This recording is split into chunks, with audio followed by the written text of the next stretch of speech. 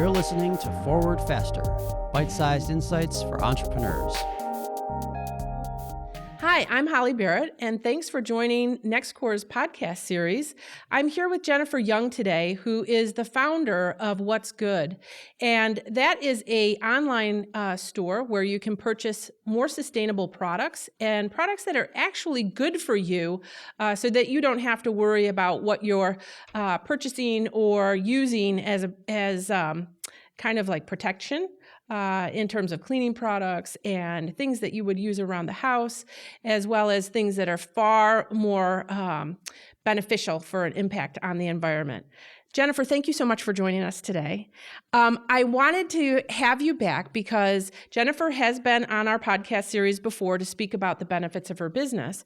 However, when the pandemic hit, being a retail outlet, things really changed in the retail environment. And so talk a little bit about how the pandemic has impacted your operation and how did you shift what you were doing to be of more value to your customers? Thanks for having me, and thanks for that question. It's a great question.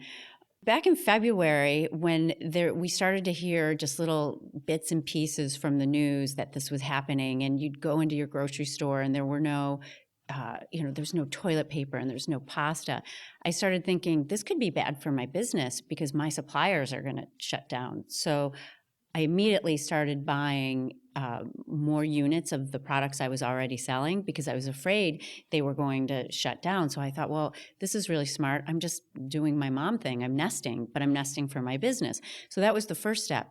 And then I thought, wait a minute. People are going to need things to disinfect their homes and things to comfort themselves, if they get sick, like teas and respiratory help, but things that are within the eco and social sphere of the niche that What's Good lives in. So I just started buying as many products as I could find from my distributors, whether it was hand sanitizer, disinfectant cleaner, vapor rub, teas that help you breathe easy. And they started flying off my shelves. And so I was ordering again. And then all of a sudden I was out of all my packaging material. I mean, it really hit. The opportunity was that people were home and they couldn't find what they needed at the grocery store. So it helped change culturally their behavior. So if you didn't normally buy some of your household items online, you were doing that then.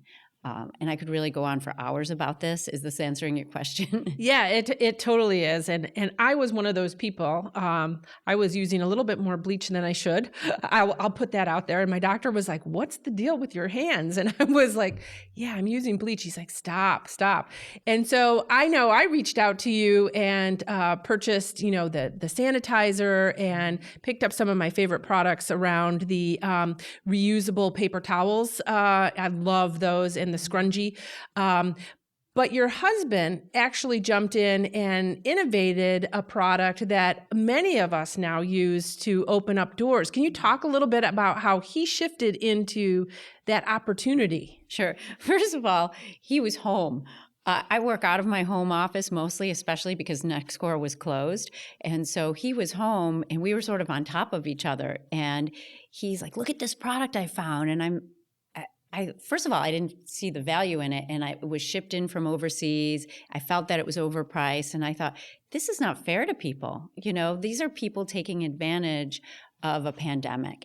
And he said, I bet the folks at work could make this. I'm going to bring this idea to work. And so he did, and he came back with a prototype, and it was better than we expected because they were able to make it out of scrap material that otherwise would have went to a landfill.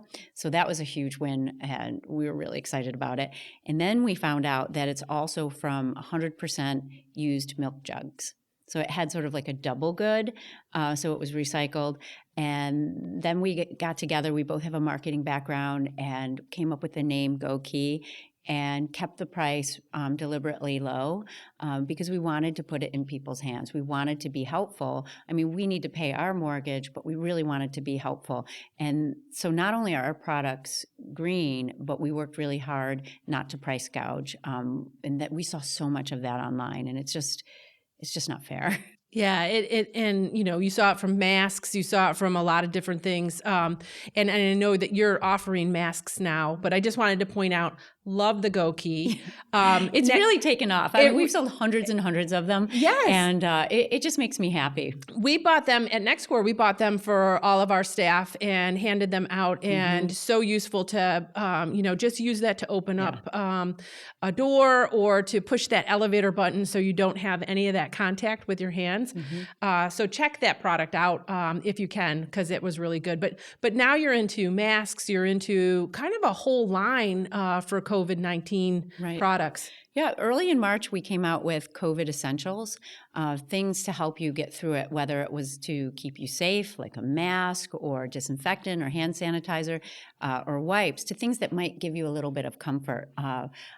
We invested quite a bit in diffusers and the type of essential oils that are they help boost your immune system or protect you against invaders, or when you do it in your own do-it-yourself cleaning solution, they can help disinfect and do those kinds of things. So we just wanted to run the gamut of the kinds of things that people needed, but do it within our ethos of socially responsible, eco-friendly products. Because so many people, I think, said, oh, I'm really responsible at home with the products that I buy, but because of this pandemic, it's okay for me to buy this from, across the earth, or something that's laden with chemicals, things you wouldn't want your babies to breathe. It just so how can you do it and still be safe? And so that's what we tried to do. And I think one of your mask lines actually helps put women to work in underdeveloped countries, correct? Right, exactly. So there's a really bright woman in Istanbul, and she's created a consortium of underserved, underprivileged women. Some of them are refugees from Syria, and she trains them. She pays them fair wages, and they're allowed to bring their kids to the workshop. And so they have an area and an extra person to watch their kids while these ladies earn a wage. And money is power. So for women to have their own money is really great, and I love that we can support that. But even here in the States, we have some masks from a similar type of consortium in Ohio, and these are women who maybe previously had careers or don't have careers now. They're staying at home with their kids, and it's a way for them to earn money. And so I'm really thrilled to be contributing to that in some way, shape, or form. It's a great idea. Yeah. It's totally a great idea. And so I would say that's a real brand differentiator. And that leads me to my next question. So a lot of entrepreneurs out there, I've talked about this probably a lot if you've been in some of my classes. And it's the concept of when we buy products and services, we're not necessarily attaching ourselves to the brand because of that product, but because of how that brand is making us feel. And I know that like when I got your box in the mail, I was online, I bought the hand sanitizer and the few other things. I left the house, I went out to grocery shopping and came back, and I was like, what is that box there? And it was literally within an hour or two that your delivery service brought me my box. It was beautifully packaged. It didn't have a lot of waste in the package. There was a handwritten note from you along with some seeds and some other things that would make me feel really good about putting into the environment.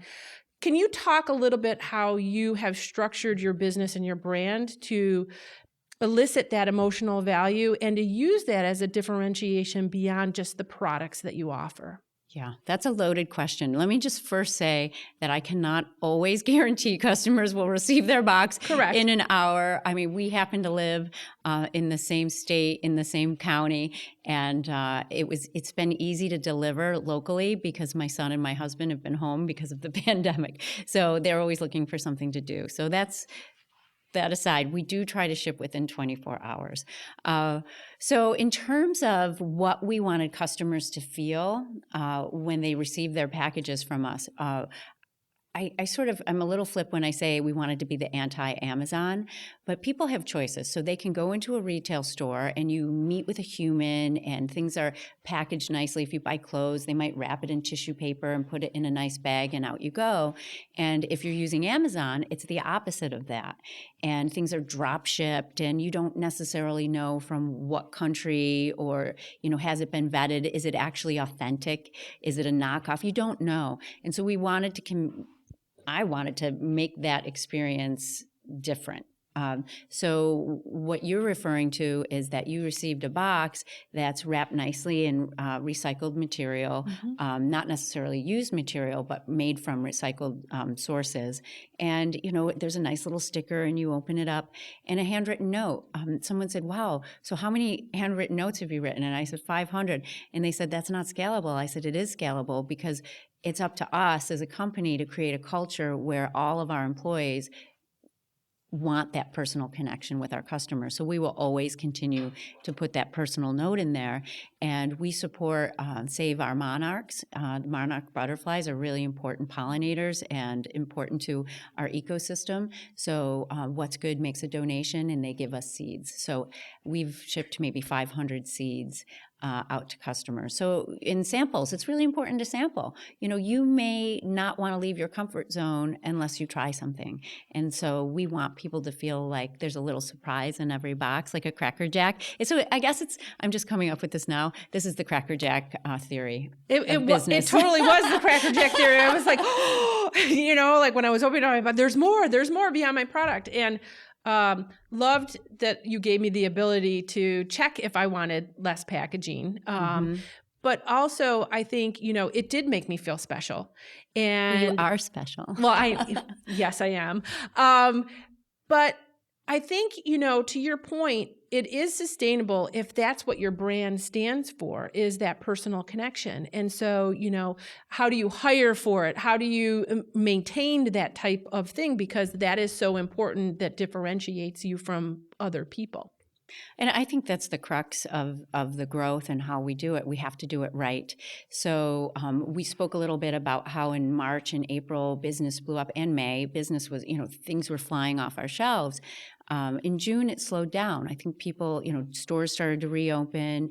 People felt less panicked, and that's great. And I took that as an opportunity to say, okay, let's get our ducks in a row. Let's look at some of the data. Let's see what we just did in the past 3 months and what's our next step. Because what I realized was this is not sustainable. It's a sustainable business, but to keep the business going at that level, just by myself in my house with a few helpers, I couldn't maintain that level without burning out. I was working 8 in the morning to 11 at night and just getting up and doing it again, and I still was dropping the ball. So June really gave me time to pause and look at the data and say, okay, and ask the same question you just asked me. Okay, so how do we do this? Well, the things that really worked and the feedback that I received from my customers were, just as you said, I just love that you gave me this note. I just love that you cared enough to share these. Wow, I have the seeds germinating in the fridge. I can't wait to do my part. And you probably have heard me say that there's just many shades of green out there, and we never want to be preachy. We never want to shame people for not choosing a greener, more sustainable alternative. But if we can make you feel good about that choice, then, that's so much different than going to Wegmans and, throwing something in your cart. And I have nothing against Wegmans, but I think that people want to shop with purpose. They're socially conscious shoppers, and they want their dollars to act as a vote and to matter more. And so how do you harness that? Well, we're going to keep doing what we're doing, and we're going to build a brand culture and invite people to work with us who feel the same way.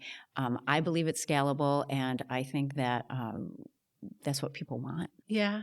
And we do, behaviorally, we all need nudges. And we were talking a little bit earlier before the podcast around how long it takes for us to change behaviors. Even though we know that it's something is good for us to do, sometimes our old patterns kick back in. So I love that you're including the nudges through the samples and the different things that just open our perceptions up to alternatives. But let's talk a little bit about a little bit more around the data. Like, how are you using the data that you're collecting now around preferences to look at how you're adding value, as well as how you're making decisions on what's important to scale up, what's important to scale back?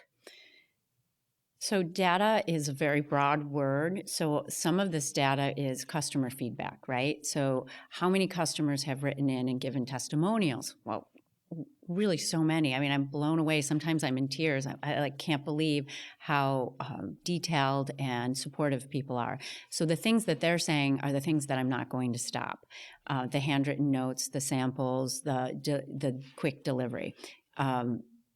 The things that I know that I need to do better is I need to be more efficient, because then I look at the bottom line, and I'm doing some studies right now on what does it actually cost to get these out the door, because you can't scale up until you know that. I mean, Right. so other data points that I've been looking at is how many of these people are actually choosing that used packaging option. We donate $1 every time someone says, don't send it to me in a new box, send it to me in a gently used box. Well, of say 500 orders, 285 people chose that.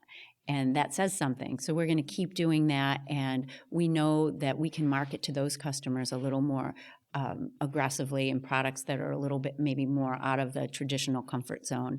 One big lesson that the data taught me was I really didn't know the value of our inventory.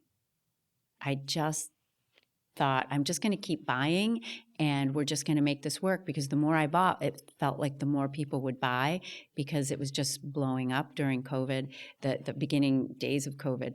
And someone asked me, well, how much inventory do you have? And I said, oh, maybe about $3,000 worth, and maybe about 200 SKUs. I had over 3,000 units of product and $17,000.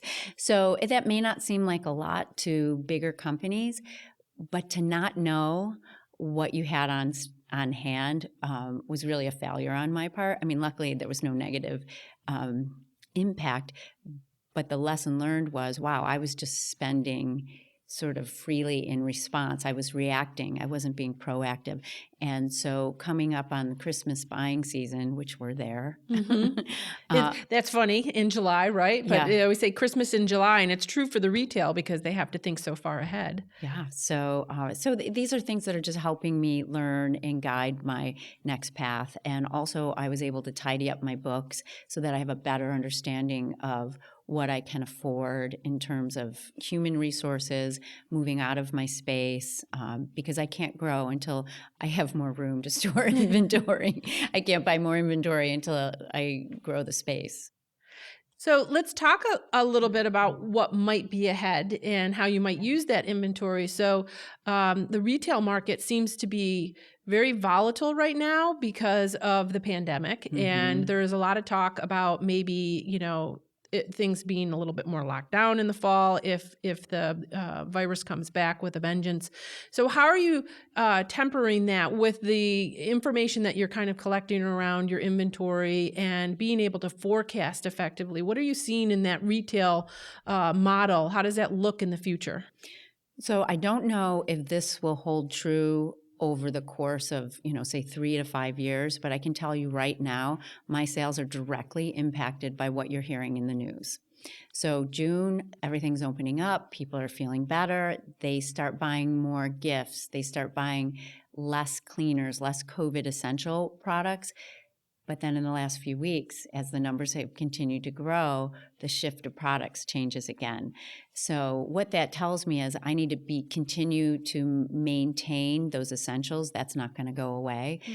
But at the same time, retail stores are not going to open. And if they do, they won't be as robust in our culture in the next 6 months as they were, say, last Christmas holiday season. So I need to forecast, what do people want for their holiday gifts? What do they need for Thanksgiving get-togethers, and be prepared for that. So I'm investigating those kinds of products now and ramping those up because retail is not going to be what it was in brick and mortar stores.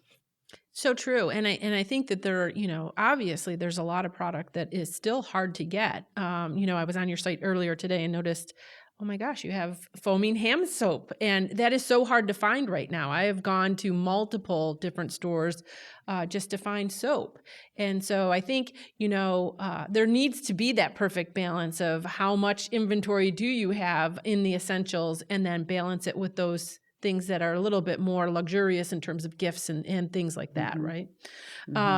So what advice do you have for entrepreneurs that are kind of navigating either the scaling process, because I know your business is growing quite quickly at a clip, and as well as how to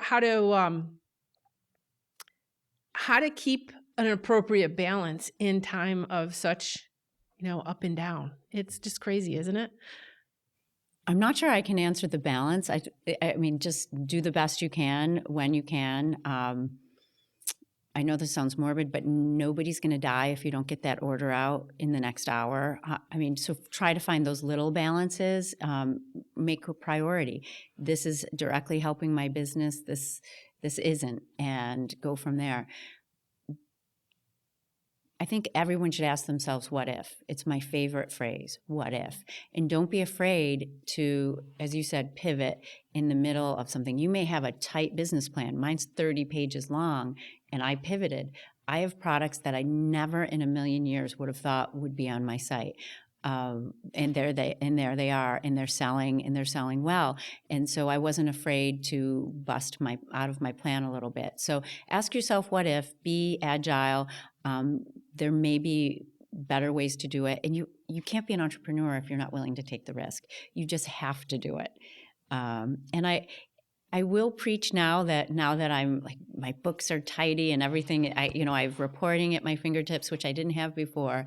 I think that can hinder sometimes, because I'm not sure I would have bought as freely and made some of the decisions I made earlier in February and March if I had all the facts next to me.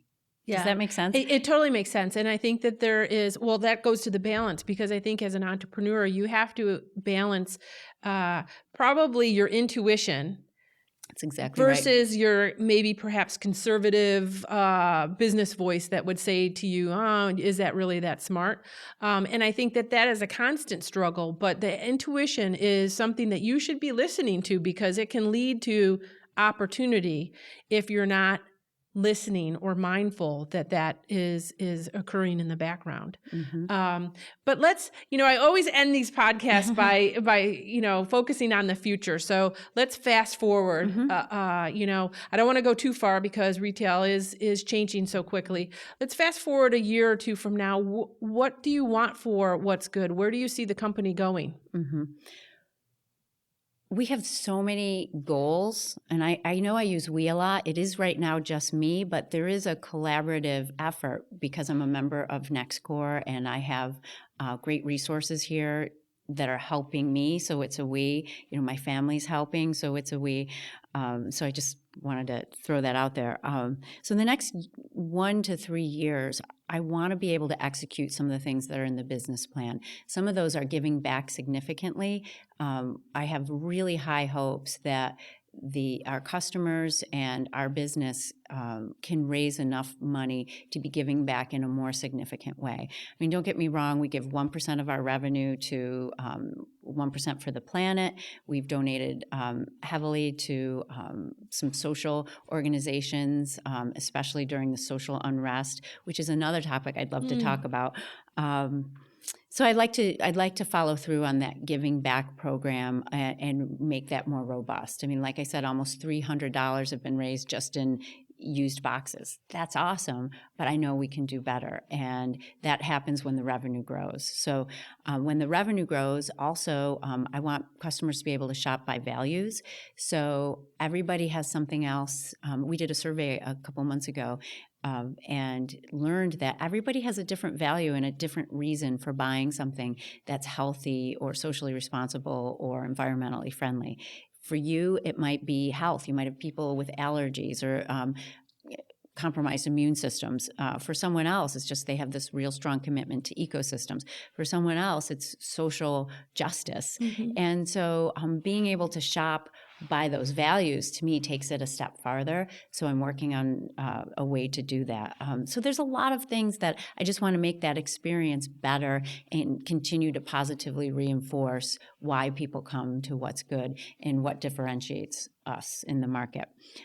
So that's success Yeah, to me. and I think that is an area where a lot of entrepreneurs aren't thinking enough is around customer segmentation and the ability to not only provide the products and services that a distinct segment would want, but also begin to market directly to just what you're saying, to the values and to what triggers them. My father worked for Mobile Chemical and produced a lot of plastic bags and stretch wrap and materials. And so he also helped jumpstart the first plastics recycling consortium in Washington, D.C. So to me, the fact that your husband is using the recycled plastic milk jugs to create a product scraps and scraps to create this product that many people would need and want right now is music to my ears. And so, I think continue on that value path because I think it's a really strong differentiator for you. But I'm so glad that you could come and talk to us today. Me too. And if you want to check out the products that are offered, it's shopwhatsgood.com.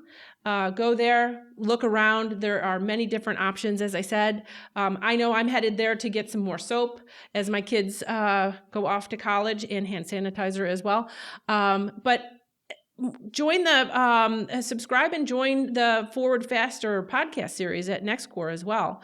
And that is NextCorps.org. You can find it there, or you can locate the Forward Faster podcast series on iTunes, YouTube, and Spotify. Thanks for joining us today.